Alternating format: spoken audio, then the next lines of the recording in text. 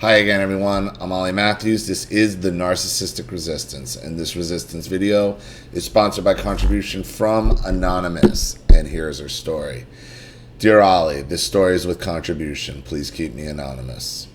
Thank you for all you do for the narcissistic abuse community and giving us a chance to get validation for all our experiences and support from others who went through similar experience. I grew up in a family of 10 children, 2 boys, 8 girls in the 60s and 70s. I believe that both of my parents and several of my siblings are narcissists. I would like to start with my mother. I didn't have many memories of my mother. She always seemed overshadowed by my father's anger and violence. I think we all thought of our mother as my father's victim. According to my father, he started dating my mother when she was 14 and he was 19. He said she lied about her age. She used to travel from New York to Connecticut to spend weekends with my father, which for the time was pretty risque behavior. They married when she was 16 and he was 21 after he joined the Navy. She had her first child 2 years into the marriage and left the baby with her mother-in-law for a year while she went with my father to his duty station on the other side of the country. She had baby number 2 a year later, baby number 3 a year later, baby number 4 me a year later. He finished his service and they moved back to their home state, but a distance from both his family and her family. From what I know of her family, her father was a narcissist. He was a bigamist. He molested children. He was a bookkeeper and got caught embezzling from his company. He had to repay the money, and my grandmother had to enter the workforce to help with the finances. When he died, his second wife showed up at the funeral, which was when my grandmother learned about the bigamy. My mother told me that there were various funny uncles in the family on her father's side. My father told me that my mother's grandfather served time in prison for child molesting. On my mother's mother's side, my mother was a favorite child of her grandmother. My mother's sister was a beautiful woman, and my mother was funny looking, big, prominent teeth, a big nose, bulging eyes. For some reason, I always believed my mother was beautiful. My father always painted our mother as being smart and educated. She graduated from high school at the age of 16. He said she majored in English and was great at math. He, for some reason, was always trying to sell me on how my mother was such a great mother and accomplished. It seemed disingenuous because he must have known that she had little engagement with her children. I remember in childhood that my mother was disengaged. She wasn't much of a homemaker. We ran out of food all the time. She was a terrible cook. We ate hamburgers, canned wax beans, and instant mashed potatoes almost every day. For lunch, I'd have American cheese and white bread sandwiches or lettuce and mayonnaise. I'd sit in the lunchroom with the other children who had nice lunches, fruit, desserts, sandwiches, carrot sticks, and I knew I was being neglected. And on top of it, it felt humiliating because it was a message in front of all the children who had parents who cared enough to send them to school with a nice lunch that my mother didn't care. It's always tough. Whether it's with lunch or toys or clothes or whatever it is, some way they're going to make you stand out through their neglect. She was in some ways a ghost in the house. My mother seemed to spend her time reading Reader's Digest. She never played with us. She never read us a story. She never talked to us. She never followed up on our homework. She resented having to drive us to play dates or pick us up from school or dealing with us if we got sick at school. When we were old enough, if we wanted to stay after school for activities, we had to walk 5 miles along dangerous country roads. I remember her locking outside on a cold fall day and handing sandwiches out through the kitchen window. When we did anything wrong, she screamed at us, and when my father arrived home, she told on us. My father came home to a regular litany of our misbehavior. It was double jeopardy. We got punished by our father, punished by our mother. I resented her for doing this to us. I remember coming home from school wanting her attention. I used to hang on her chair, waiting for scraps of attention while she ignored me and read the paper. She never greeted us when we came home. She never asked what about what we were doing at school. She didn't know our friends. Now keep in mind, everybody, this is a woman who had 10 children, one after another after another. If the first red flag in your mother's behavior was to your father, wasn't that she popped out the first kid, left her with the mother-in-law, ran off across the country without the kid to be with your father to pop out a second kid?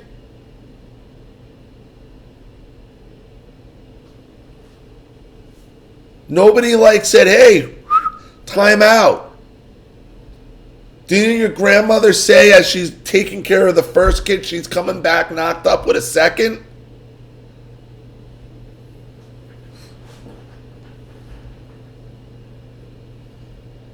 These are women, and I've done stories like these before, who only want to be pregnant. If they could just go through the process of being pregnant, having the kid in that first week home, and then give up the kid from there and start it, they'd be happier than pigs in shit for their entire life. Because of the attention they get for being pregnant, the gifts, the showering of affection and all that. That's what they get obsessed with. The celebration of them. And it's not about, and here's what these narcissistic mothers miss. That the celebration isn't about you, it's about the child. But no, it's all about them. That's why as soon as they have these kids, they want to get away from it and have another one. And once they get to the point where they can't have kids anymore, they become what your mother was. Passing out sandwiches out the window.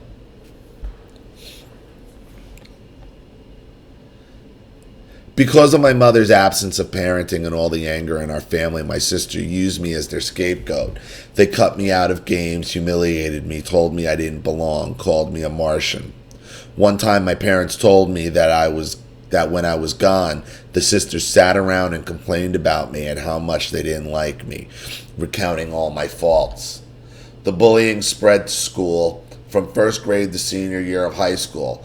I was the yucky girl no one wanted to be friends with. It didn't help that I was the youngest and smallest in class until I was 14. I was always the last child picked for teams after the fat kid. By the time I reached puberty, boys started picking on me. In gym class, we had to dance with the boys. I was always the girl the boys didn't want to dance with, and if they got paired with me, they had to act grossed out. And yet, I was a pretty girl with a nice figure, wavy hair, and clear complexion. When I got asked out, it was either by the weird boys or boys from neighboring schools. I usually had one friend every year, and only one friend. In high school, I hung out with the library geeks. I tried to be as invisible as possible to avoid being the target of bullying.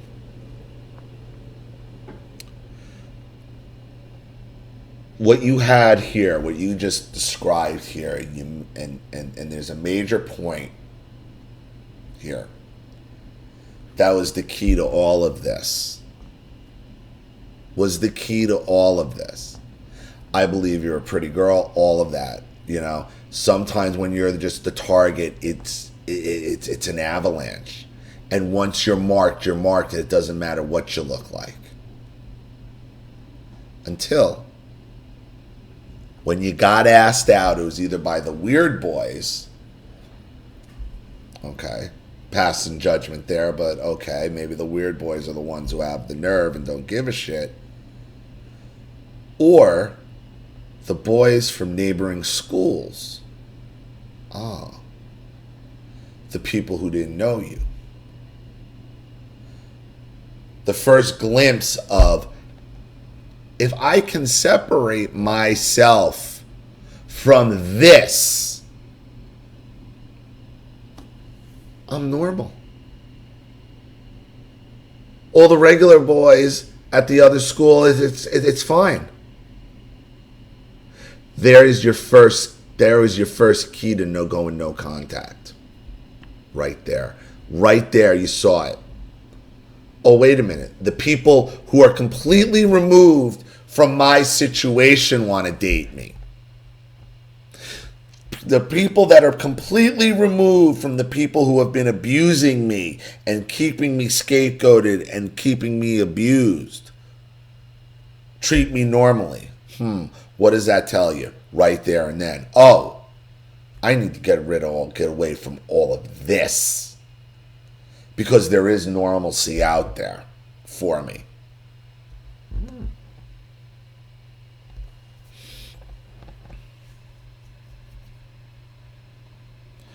I started living inside my imagination because my world was so hostile. My parents eventually noticed that I walked around preoccupied with my own imagination, and I thought I was hard of hearing, so they tested my hearing, which was fine. Same thing happened to me. They'd call me radar ears, but then they'd get pissed because I wouldn't respond, like I'd walk around in a fog, like I was on drugs, and I wasn't. I was just in my own self-protective zone in my little sphere, so I didn't have to hear them. So they realized I needed attention. They invited me to go on a boat trip with them to give me extra attention. You know, my parents got that same advice. You know, there were times where, and it would only last for a little while because I couldn't take it, where they would be extra nice to me because, you know, he's having problems and he doesn't self-esteem issues. Not that they ever got any of this out of me. Somebody like third party would tell them this about me. Not that I ever said anything. And then it was this phony over the top niceness that would just make my fucking skin crawl because it was too late at that point. I was already too far broken, as many of us are. It's the broken plate, again. Whether the niceness was real or not. And it wasn't. You know, to me, I think it was even more of an extreme gaslighting. But let's just say, for argument's sake, the attention I was getting and you're getting is real. For argument's sake. It's real. It's genuine. It's coming from the right place, even though we know it's not. But for argument's sake, we'll say it is. Well, these people, if you're at plate, and they take you and fucking smash you on the ground, okay? And they take those good memories, all they're doing with those good deeds now is, you're the plate, is piling it up on a smash plate. So what good are the good memories at that point anyway? Which we know aren't real to begin with. But that was just for argument's sake.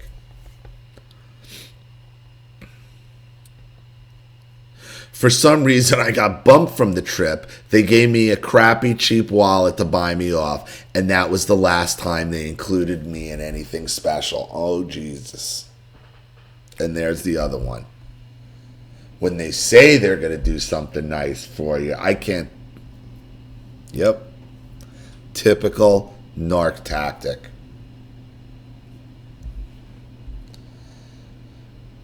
The family dynamics haven't really changed. 4 of my sisters and brother have been having holiday get-togethers for 30 years, and I've never been invited. With the advent of Facebook, they post photos of our family for holidays and sister weekends and vacations that some of us are noticeably absent from. I finally unfollowed them so I don't have to have those memories in my face. But I digress.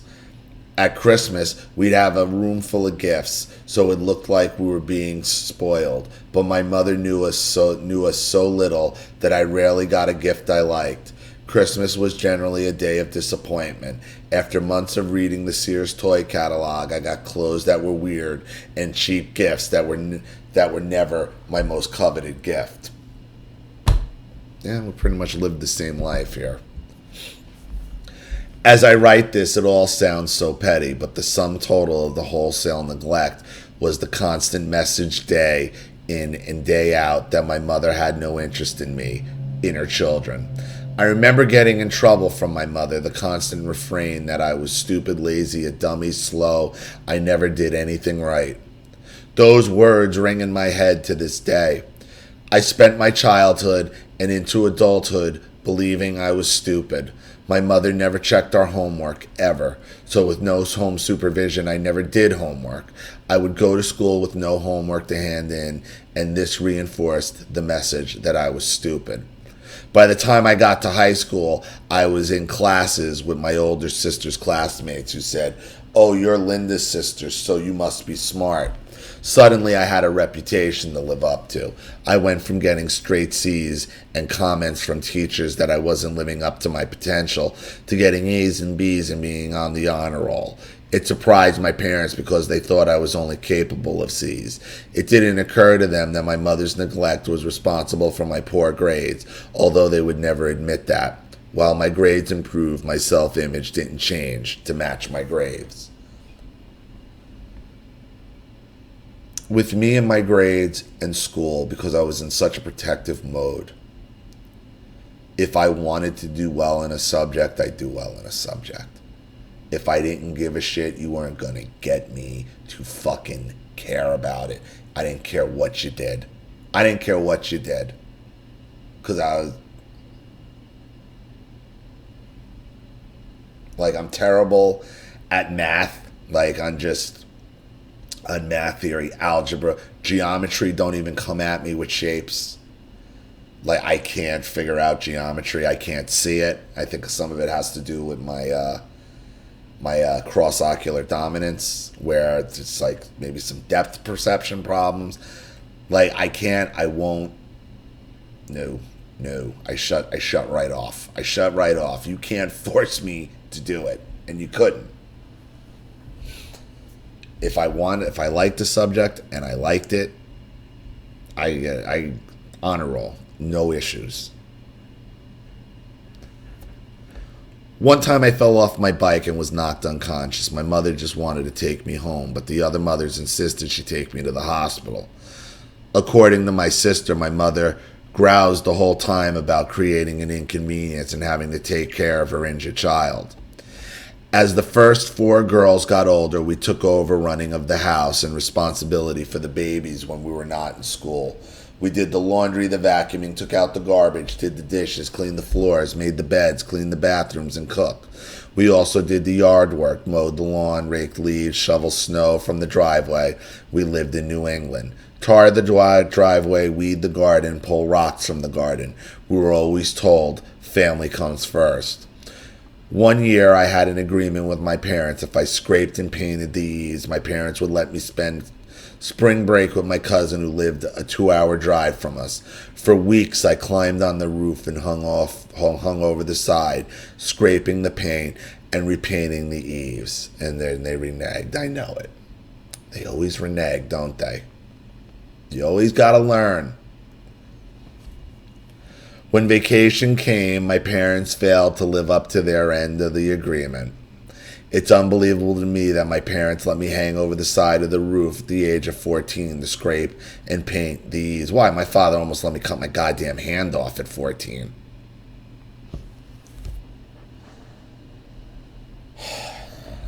My mother liked to decorate, so there were constant projects around the house, and we, the older girls, were co-opted into helping with the projects.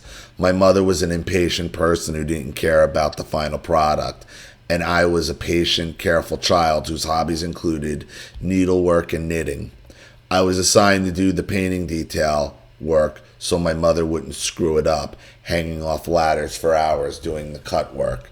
There was a summer when my parents added an addition to the house, and I spent my time running from my father to get nails, 2x4s, and tools. When I wasn't busy running from my father, I was taking care of my baby sister, feeding her, changed diapers, keeping her quiet. I was 8 that summer. By taking care of my mother's babies was a Taking care of my mother's babies was a major part of my childhood. If we didn't keep the baby quiet, we were punished. We got up at night with the babies. We took the babies on walks. Often my mother would plop the baby in our bedrooms for us to entertain and keep quiet. When the babies got older, we read them stories and played with them. One day, my sister, number 6, came home from school with an assignment about her infancy.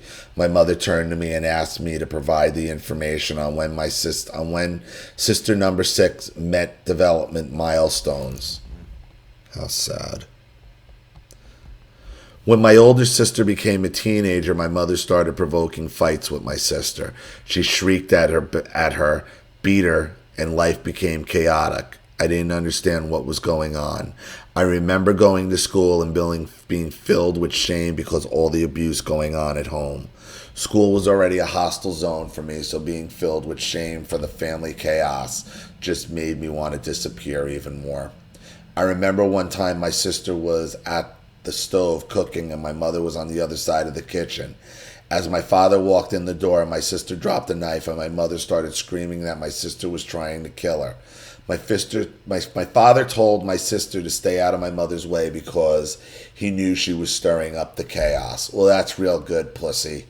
That's real good. Instead of putting your wife in check and telling her to get off her fucking fat ass and start taking care of her kids, you say, oh, don't piss her off because she's on a warpath. Another time, my mother broke the cutting board over my sister's head. Yet another occasion, my mother hacked off my sister's hair.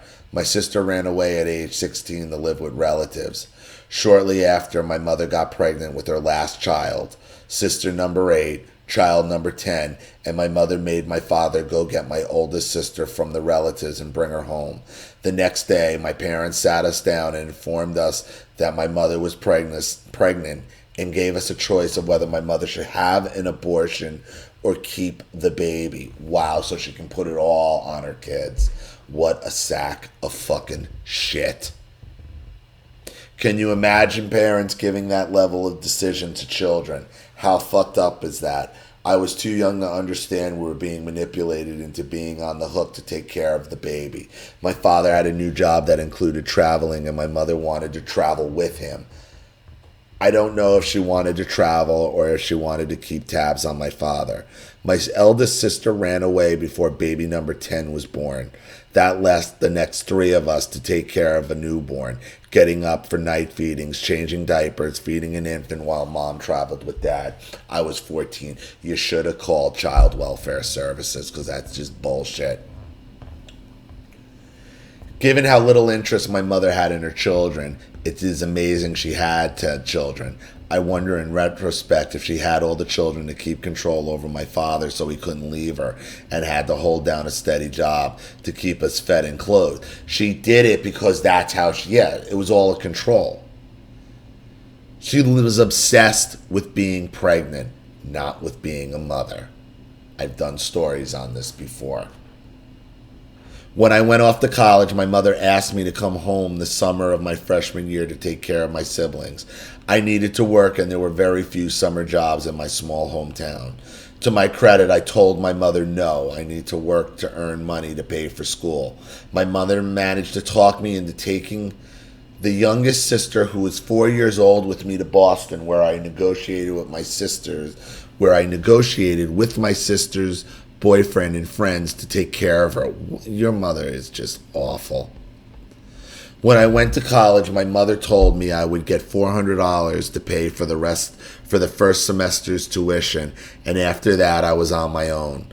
I cobbled together funding for school through work study, summer jobs, grants, student financial aid. I was always left to cover my parents' share of the cost. In the meantime, my mother claimed all of her children, including the 3 in college, on her tax returns as dependents, which meant we could never emancipate ourselves to get more financial aid.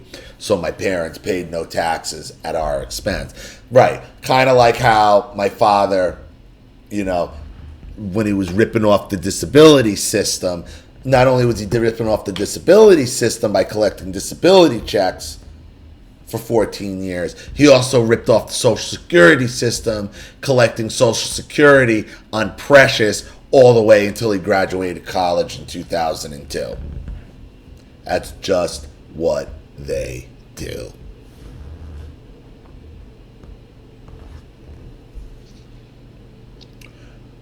I remember one time my freshman year of college, I was getting headaches from eye strain and asked my mother for glasses. She stared at me.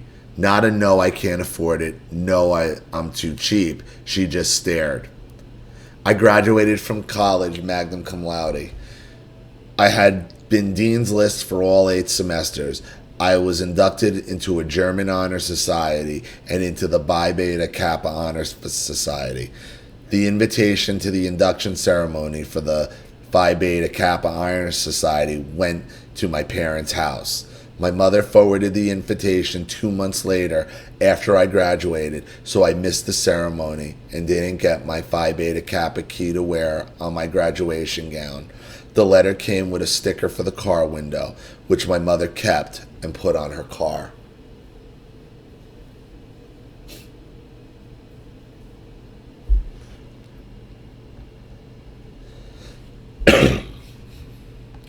My 2 older sisters went to Ivy League schools. When it came my time to graduate from a state school, I didn't invite my family. I thought my graduation was so unimportant that I didn't want to put them out driving across 5 states just to attend my unimportant graduation. My parents never asked about my graduation, so I was probably right. I can't remember my mother ever hugging me, telling me she loved me, telling me she was proud of me. My whole childhood, I wanted my parents to be proud of me, but the more I succeeded, the more I provoked their criticism. I was puzzled and saddened that I could never get positive attention when I did well, and you never would. You never will. I married my first husband who was enlisted Air Force. He was an overt narcissist who lacked ambition. Who needs ambition when you can spin a story where you're a hero, right? My parents hated my husband and used that one as one of the sticks to hit me over the head for decades to remind me of my flaws. For some reason, that escapes me. I had ideas in my head that I could do something in life. I studied languages at a time when they weren't useful. I studied in Belgium, France, and Ireland. I spoke 4 languages. After college, I worked menial jobs in restaurants, clerical work, substitute teaching. Eventually, I went back to school and earned an MBA, graduating with a 4.0, and was inducted into the Phi Kappa Phi Honor Society and Delta Mu Delta, a business honor society. When I did well in the MBA program, I started realizing I was smart. In college, I told myself I was just good at languages, but I was not. But not that I was smart. And I will say this anonymous is somebody I've worked with in the past. And if you knew what she actually ended up doing, wow. Okay, you're getting into it now. In college, I told myself I was just good at languages, but I was not. But not that I was smart. I eventually made my way into a career in international affairs, and she did. I invited my mother for a high-level tour of my organization's facilities. During the tour, my mother made weird, off-color sex jokes. There, she was a woman in her 70s acting like a sex pot. So gross. Well, considering where you ended up working, your mother saw the power of where you were and went right back, reverted right back to her one power source, her pussy, at 70. Narcissist never really learns new tricks. They don't outgrow their tactics, do they?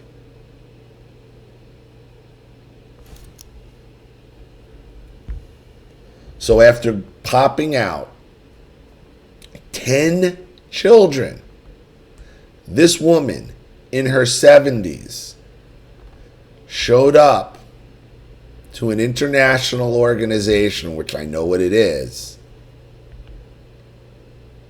And if you guys understood where she should, there's fewer places.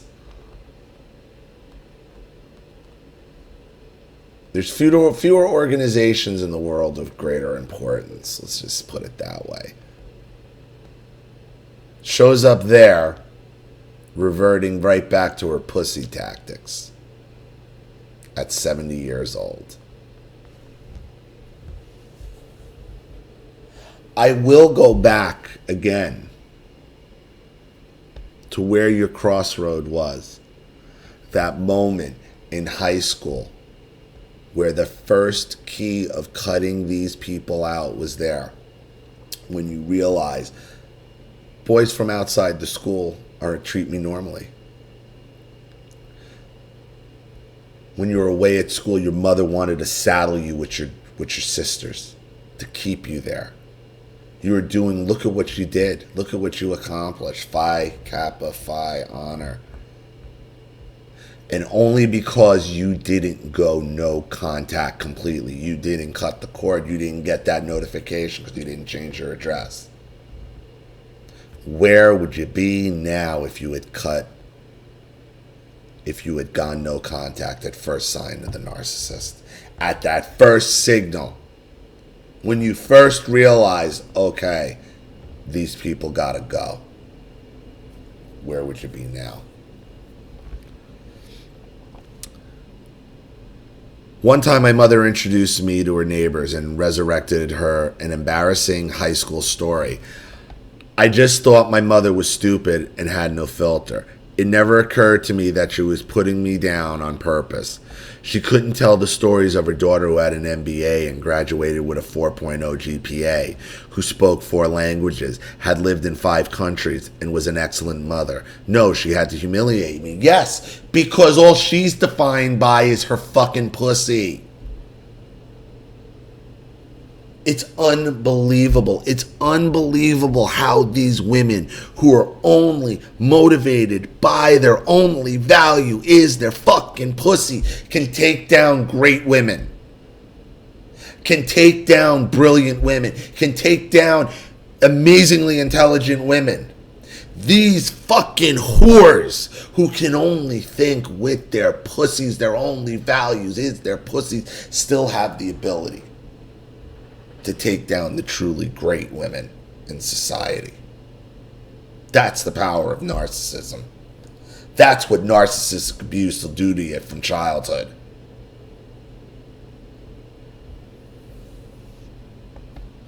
For many years, I kept contact with my parents. I put up with all the subtle put-downs. I tolerated all the crappy gifts. My mother was the worst gift giver. My mother was a terrible grandmother. One time she refused to spend an extra 10 cents for a cheeseburger for my daughter and threw the hamburger out of the car window when my daughter refused to accept the hamburger. Another time she bought a pony for my son, nothing for my daughter. My mother continued her track record as a terrible gift giver with my grandchildren, giving them things she bought at dollar stores and Goodwill.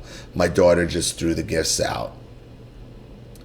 During all those years, I made up excuses for her behavior. She didn't give us attention because she had so many children and she was preoccupied with my father's abuse. Oh, fuck that. She wanted the kids. She needed the kids. She didn't pay attention to us when she didn't have a lot of children. In fact, she left her first child with a grandmother for a year, which is where I said it started. That was the first red flag for your father. She leaves the first kid to go pop out a second. That's fucking insane. Insane. The girls had to run the house and take care of babies because she had so many children. My father was to blame for all the violence. Not my mother didn't protect us, or my mother set us up to provoke my father, or was creating her own chaos in the family. Eventually I had a falling out with my father, which I will save for another day, and went no contact with both parents, thank God. After no contact, I started putting together the pieces of the puzzle and came to the conclusion that my mother was by far the worst parent of the two, and that her whole neglect of her children was the worst of the abuse. Absolutely. Absolutely. I mean, just look at your mother's cruelty. It's like a slow drip ringing in your ears that your mother doesn't care about you, that you are a burden and you don't matter. Day after day after day, year after year after year. It was difficult to describe what I suffered from, mostly because it was about what I didn't get. Love, affection, respect, attention, appreciate, care. It's always about what you don't get from the narcissist, isn't it? The legacy lives on decades after childhood. I spent 20 years in therapy trying to piece together what happened and heal. It wasn't until I learned about narcissism that I could pull that story together and lay blame where it belonged, at the feet of my narcissistic mother.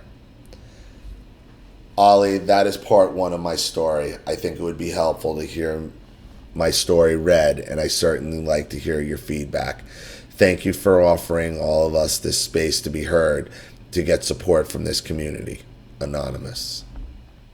And that's really what channels like this do. Learning about narcissism allows you to lay the blame where it belongs, at the feet of your mother. Look at the red flags on this woman from the get. I said it at the beginning when you said she left the first child there to have a second. The woman was obsessed with pregnancy because her only value was through her vagina. That's it. She had no interest in actually being a mother. However, I will note,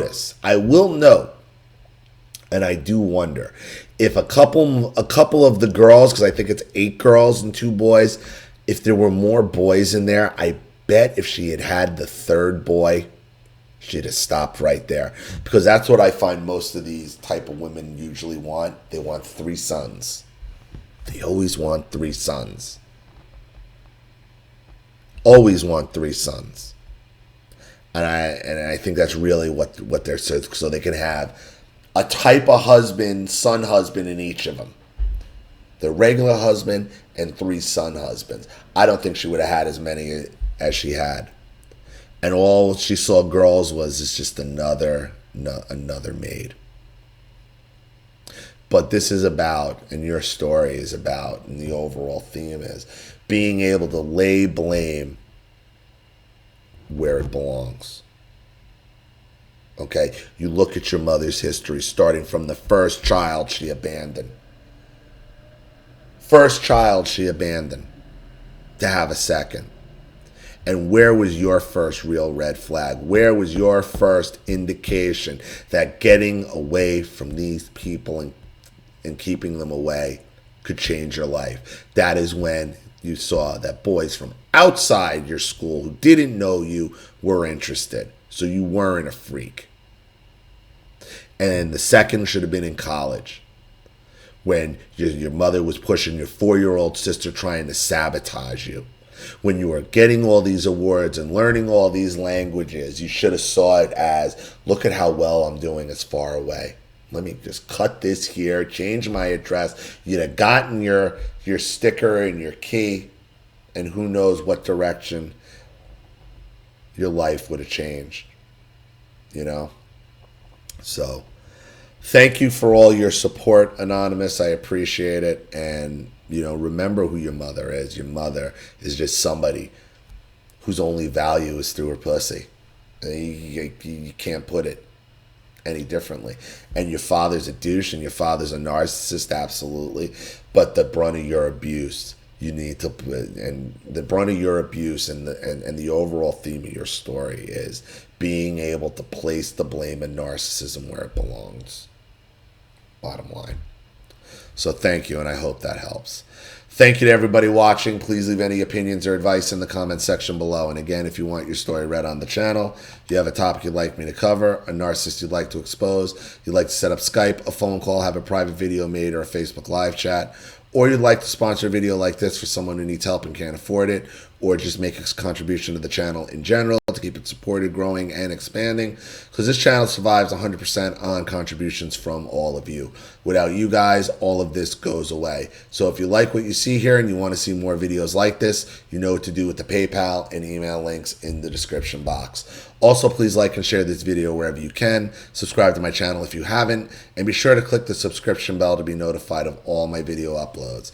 I'm Ollie Matthews. This has been the Narcissistic Resistance.